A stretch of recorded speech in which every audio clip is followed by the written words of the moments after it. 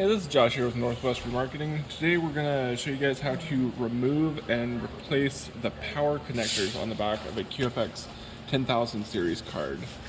So first thing we're going to do, we have to take off the lid, which I've already done. It takes about 20 screws.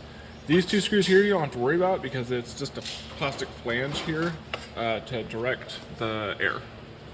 Set that to the side. Alright, first thing to note on these are all pressed into the board, so there's no solder. It's not soldered down, but you still have to be careful removing them. So first thing we're doing is flip the card over, and you want to try to rock it out. You want something that you can hammer on it that is wider than the actual plastic piece so you don't break it. Plastic mallet, and probably can't see it very well. Just gonna give it a couple light taps. Just enough where you can see a gap. It's a lot of flipping the card back and forth just to try to rock it out. A little bit of root strings trying to flex it.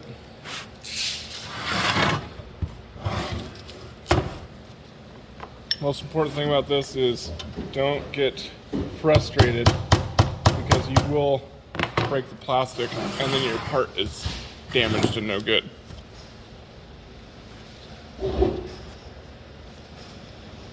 On these ones here, you can kind of wiggle to the side a little bit, anything to help it come out of the spot.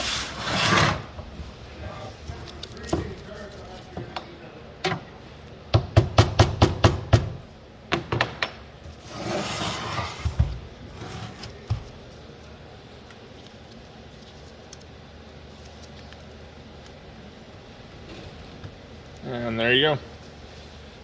Got all the pins there straight. See the holes there that it'll go right back into.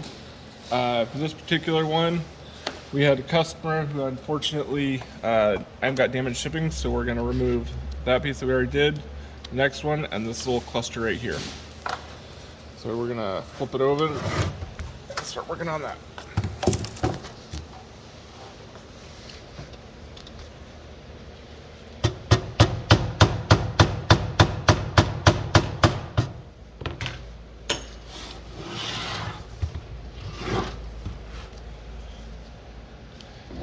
Typically, if you're doing this repair on a good working card, you will want to be a little more gentle with the card of how you're flipping it around. This one I'm not super worried about as it is just a scrap card. So the only thing I'm worried about preserving is the piece itself.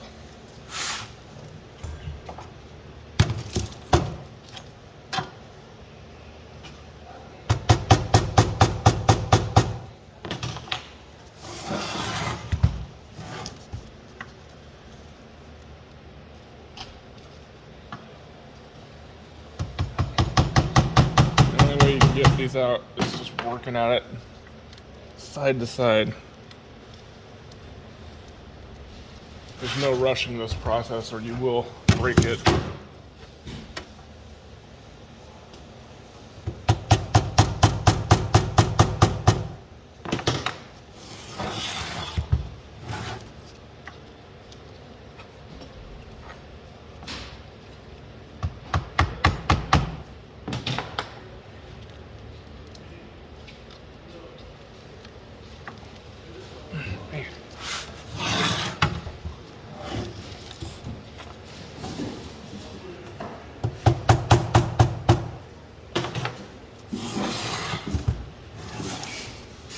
Almost out there. There you go. There's the second one. Fully intact, no cracks or anything. The reason you want to hit something that's flat like this is it has a lot more supports on the side. If you try to do something that was, like that, you would break right through the top of that. Alright, this last piece here, these are usually pretty simple. I might not even have to use the hammer for it. Yep, there you go. Pops right out. Now this here, I actually wasn't expecting it to pop out that easy. So as you see here, I have a few bent pins here. That's not too much to worry about. I'm just gonna grab some tweezers. Those do bend right back. You don't want to do that too much because after 5 to 6 times of bending back and forth, they can snap. So I'm gonna grab some tweezers.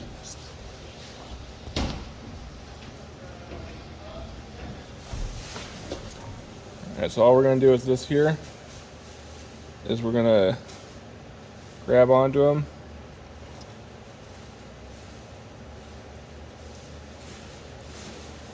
And just flex them back.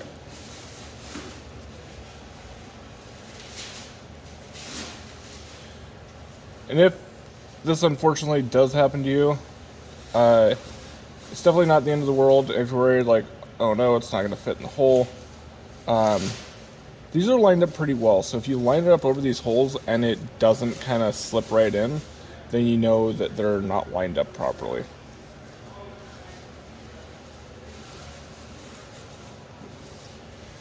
The only time you have officially screwed one of these up is if a pin breaks.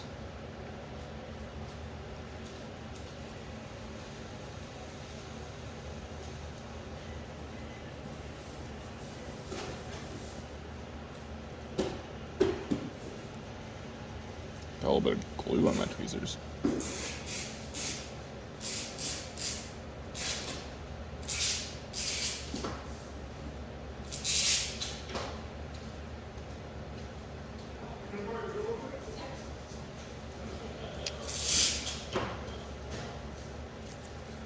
This can be a little bit tedious. It's definitely not for everyone. Now the reason it did that was because I'm pressing up here, and because it popped off here, it's anchored all the way through. All these front ones, they'll pop out first, and the ones on the back row here, those pop out last, which is why it kind of folded over like a hinge, which is why they kind of all got bent.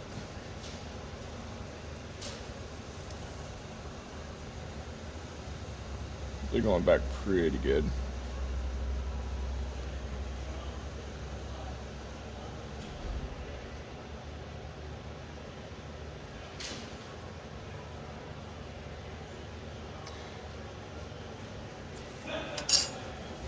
Let's see what we got here.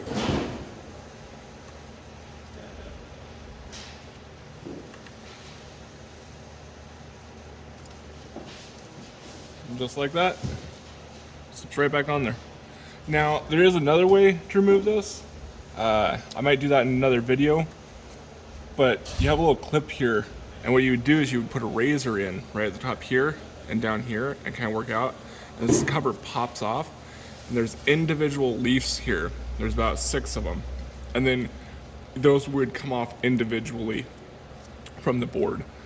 For this one, you know, I did it as just a cluster. That is a better way to do it, pushing down on the front and then popping it up, because I didn't bend any that time. All right, so I already showed you how to put that one back on. These ones here, similar. It is a pretty heavy duty piece. So for these here, you just line it up. And I mean, these are much bigger holes compared to the smaller ones here. So, I mean, if you have a bent pin, you can really see it really well. And, you know, you just kind of work it around until it slips right in there. Now, it's not gonna sink straight down, and you don't want it to, because that would make it too loose. But the same way you got it out, it's kind of the same way you get it in.